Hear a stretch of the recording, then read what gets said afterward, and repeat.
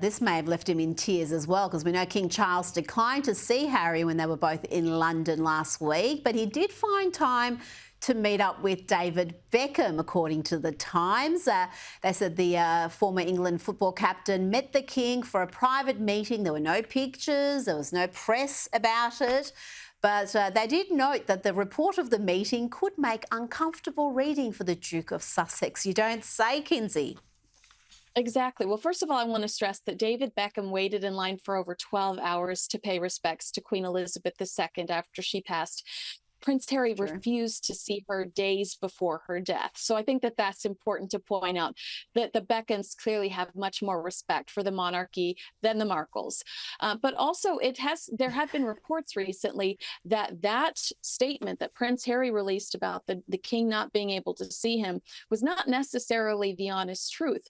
Friends of King Charles came out in his defense over the weekend, saying that not only was the king willing to see him, but was never formally approached about a meeting. The king authorized Prince Harry the possibility to stay at one of the royal residences, and Prince Harry turned it down ultimately and opted to stay at a hotel. So interesting new developments coming out of there. Maybe we were giving Prince Harry too much credit by taking his word. Yes, we should have learned our lesson by now. Now, let's talk about the Nigerian tour that's underway. Harry and Meghan, I don't know if this is a royal tour. They're not working royals. Are they? Well, they're not politicians or pop stars. What exactly are they doing touring Nigeria in the first place, Kinsey? Allegedly, they're courting Nigeria for a future Invictus Games, but it's just all a bunch of PR. Right. I mean, you've seen Meghan's dramatic wardrobe changes throughout it, her insisting that this is her country. Thank you for welcoming me to my country. Now, 43% of Nigerians are living below the poverty level. Another 25 are vulnerable to falling in that category. There are horrible stories that come out of Nigeria about, the mutilation of little girls, child brides, and abusive child labor.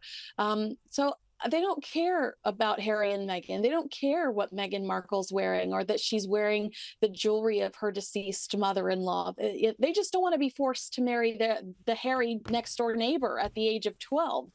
So it just shows you the complete lack of self-awareness that Harry and Meghan have.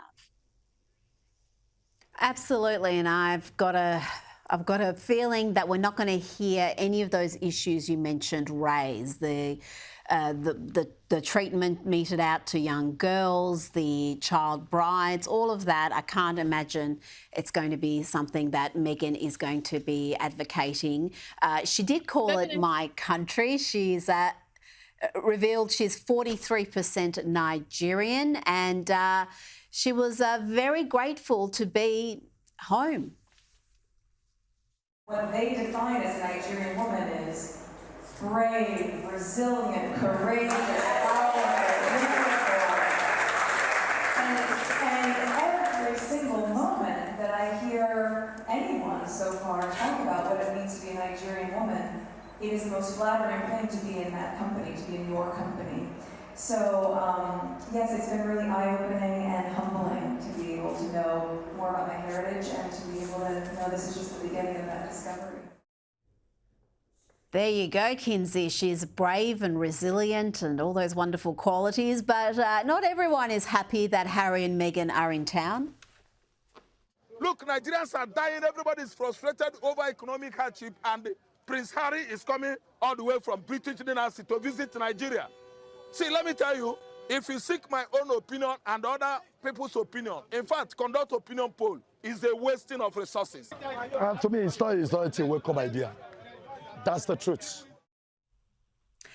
You mentioned Meghan's fashion choices. She's drawn some criticism for the frequent outfit changes and some of the fashion statements. Is she trying to, I don't know, have her Diana fantasy with this tour? Because we've heard from her childhood friends that she was a fan.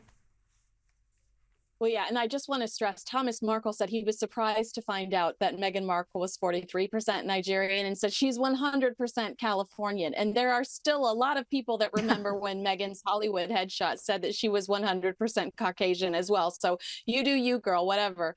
I do think that she is trying to look like a royal again. I think that the ultimate objective is to win that respect back that they've lost and they've become a joke in not only the United States, but in the UK. I imagine it's similar in Australia. And so they need the glitz, the glam, these photos that remind people of why they fell in love with them in the first place. But unfortunately, they've fallen too far. We're not going to forget about their behavior to their employees and the dying Queen Elizabeth and Prince Philip. I think that people have made up their minds about them. Oh, indeed. But Meghan was eager to praise her husband for being smart after he spoke to Nigerian school children about mental health and how it's okay to have a bad day. I've got to say though, Kinsey, this is all a bit too much. It's a bit too rich because you mentioned some of the challenges in this country. They're real challenges. Here you've got this pampered prince telling kids who have got all sorts of issues he could never even fathom, and he's telling them about hardship. Right. And my favorite part is when she gets up, she grabs the mic and she says, "Do you see why I married him?" And everybody cheers. And then she says, "It's so inspiring because he speaks the truth." Rita, he would not know the truth if it bit him on his frostbitten todger. Like the irony. I mean, these people are insane. I just like who is standing near them going, "Oh, that's going to be amazing." Absolutely, say that. They have 2 brand new publicists. Fire them immediately.